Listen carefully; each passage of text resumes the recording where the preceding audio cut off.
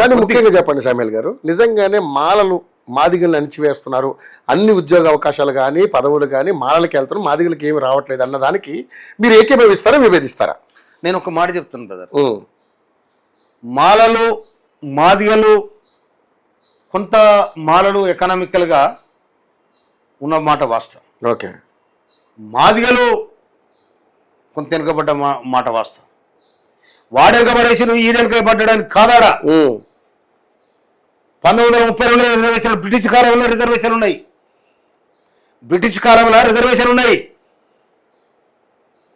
Doctor BR Ambedkar reservation పొందుపరిచే సందర్భంలో doctor BR Ambedkar 1958లో చనిపోయిన తర్వాత బాబు జగ్జీవరాం దాన్ని కాపాడుకుంటూ వచ్చిండు ఆ రిజర్వేషన్. రాజ్యాంగంలో 10 సంవత్సరాలకు ఒకసారి రిజర్వేషన్ ఉండాలనుంది. ఓట్ల కోసం రిజర్వేషన్ తీసేస్తే ఓట్లేస్తారు ఎవడైనా? తీసేవారు 10 సంవత్సరాలకు ఒకసారి దాన్ని సవరణ చేస్తుంటారు. అందుకోసమే ఎవరు అణిచివేయలే. ఉమ్మడి రిజర్వేషన్ కాబట్టి నీకు నా పొత్తు పోయి నాది నాకు నీది నీకు అని చెప్పు బస్, అంతే. అది ప్రభుత్వం సుప్రీంకోర్టు అప్పీల్ చేస్తే సుప్రీంకోర్టు క్లియర్గా ఆర్డర్ ఇచ్చేసింది ఈ రాష్ట్రాలు చేసుకోవచ్చు అని. కనుక దానికి రేవంత్ రెడ్డి గారు, ఉత్తమ్ కుమార్ రెడ్డి గారు బాధ్యత తీసుకొని షమీ అఖ్తర్ గారిని ఏకసభ్య కమిషన్ వేసి బ్రహ్మాండంగా అయిపోయింది. ఇక దాంట్లో ఇంకోటి లేనేలేదు. ఇక మందసమయ్య గారు మొన్న ఎవరు మందకృష్ణ మాదిగ గారు మాట మాట్లాడారు.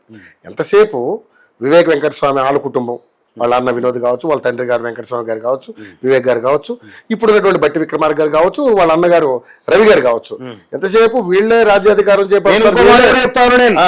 నేను ఇంకో మాట కూడా చెప్తా ఉన్నా, మాదిగలకు మంత్రి పదవి ఇవ్వాలని గంట పదవి చెప్తున్నా నేను. అదే నేను గౌరవనీయులు రాష్ట్ర ముఖ్యమంత్రి వర్యులు రేవంత్ రెడ్డి గారికి, జాతీయ కాంగ్రెస్ పార్టీకి, రాహుల్ గాంధీ గారికి, సోనియా గాంధీ గారికి, ఖర్గే గారికి నేను అప్పీల్ చేస్తా ఉన్నా. మా మాదిగలు అసెంబ్లీలో ఉన్న మా మాదిగలు ఎవరికైనా మీ ఇష్టం, మాదిగలకు నికారసైన మాదిగలకు మీరు మంత్రి పదవి ఇవ్వాలి. ఎందుకంటే ఒక ఉదాహరణ, ఇవాళ నేను మాదిగా, ఈరేశం మాదిగా, నగరకల్ ఎమ్మెల్యే, మా ఇద్దరు కాంగ్రెస్ పార్టీ గడిచింది. మాదిగలంతా వన్ సైడ్ అయింది, ఇద్దరు గెలిచారు. మాదిగలంతా వన్ సైడ్, ఇద్దరం ఈరేశం 62,000 మేరతో గెలిచిండు, నేను 52,000 మేరతో. అదే విధంగా మేమిద్దరం గెలుచు కాదు, ప్రతి నియోజకవర్గంలో ఒక సూర్యాపేట అడ్డిట్ అయిపోయింది తప్ప 11 నియోజకవర్గాలు బ్రహ్మాండమైన మెజార్టీతో గెలిచింది. మాదిగలు వన్ సైడ్ అయిపోయింది. ఈ రాష్ట్రంలో ఉన్న సింగిల్ డిజిట్ లో ఉన్న కులం ఏదైతే మెజార్టీ కులం ఏదైతుందో మాదిగలే. కానీ మాకు పోయిన సంవత్సరం పోయిన ప్రభుత్వంలో మాదిగల మంత్రి పదవి ఇవ్వలే. కానీ ఈసారి మాదిగల మందిరం, ఎందుకంటే ఏదైనా కూడా మాదిగలు కాంగ్రెస్ పార్టీ వైపే ఉన్నారు. ఇందిరాగాంధీ గారు మొదలు పెడితే నాకు జ్ఞానం ఉన్నది. ఆనాడు 74లో ఎమర్జెన్సీ పెట్టే సందర్భంలో ఇందిరాగాంధీ హరిజన గీజన దగ్గర తీసుకొని భూములు ఇచ్చింది, జాగలు ఇచ్చింది, ఇల్లు కట్టించిండ్రు, కొనువులు ఇచ్చిండ్రు, ఆస్తులు పెట్టిండ్రు. అందుకోసమనే కాంగ్రెస్ పార్టీ పేదలను ఆదుకున్న పార్టీ, బీదలను ఆదుకున్న పార్టీ, దగ్గర తీసిన పార్టీ, భూములు ఇచ్చిన పార్టీ. ఇలా కేసీఆర్ కూడా 3 ఎకరాలు ఇస్తానని చెప్పిండు. దళితులకు 3 ఎకరాలు. 3 ఎకరాలు ఎక్కడ బాయరా, ముఖ్యమంత్రి ఎక్కడ బాయరు, దళితులు ముఖ్యమంత్రి చేస్తాడు. నేను పరిచయం ఇది ఎక్కడ ముఖ్యమంత్రి ఆయన, ఇది 3 రోజుల ముచ్చిన సంవత్సరం, ఇది ముఖ్యమంత్రి ఎట్లా నమ్మారా మీరు? ఆ మాట్లాడినప్పుడు నమ్మారా మీరు? ఎవరు? కేసీఆర్ గారు? నమ్మలే నాకు కరకాది. ఎందుకంటే సోపతి కర్కే దేకో సోనా గస్కే దేకో అంటారు. సోపతి చేసి చూడాలి, బంగారాన్ని రాసి చూడాలి. రాస్తే బంగారం అన్నీ తెలుస్తుంది, సోపతి చేస్తే వారి గుణం తెలుస్తుంది. రైట్. ఏనావా ఉద్యోగంలో ఉన్న నేను వాళ్ళు ఎట్టడి చేసిన నాకు అందరిక ఇవన్నీ నేను ఇప్పుడు చెప్పదలుచుకోలేగా.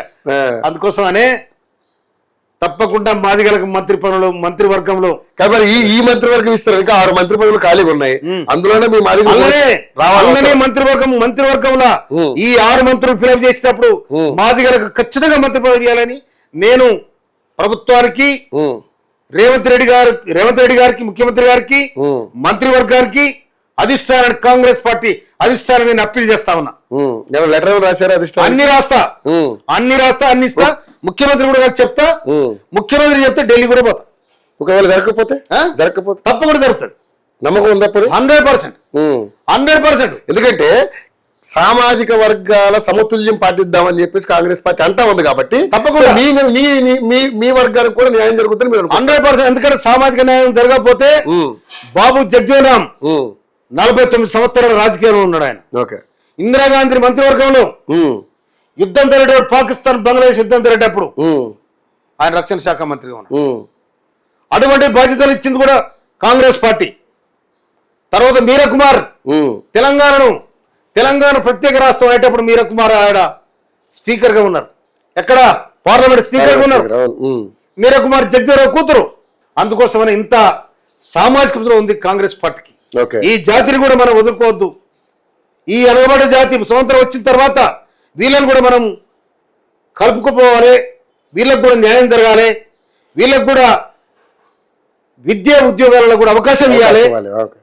మనం కూడా వీళ్ళని గౌరవించాలనే తత్వం కాంగ్రెస్ పార్టీకి ఉంది. కాబట్టి ఈ 6 మంత్రి పదవులు ఫిలప్ చేసే సందర్భంగా తప్పకుండా మాదిగలకు మంత్రి పదవి వస్తాను కూడా నేను మీకు మీ సందర్భంగా చెప్తా ఉన్నాను.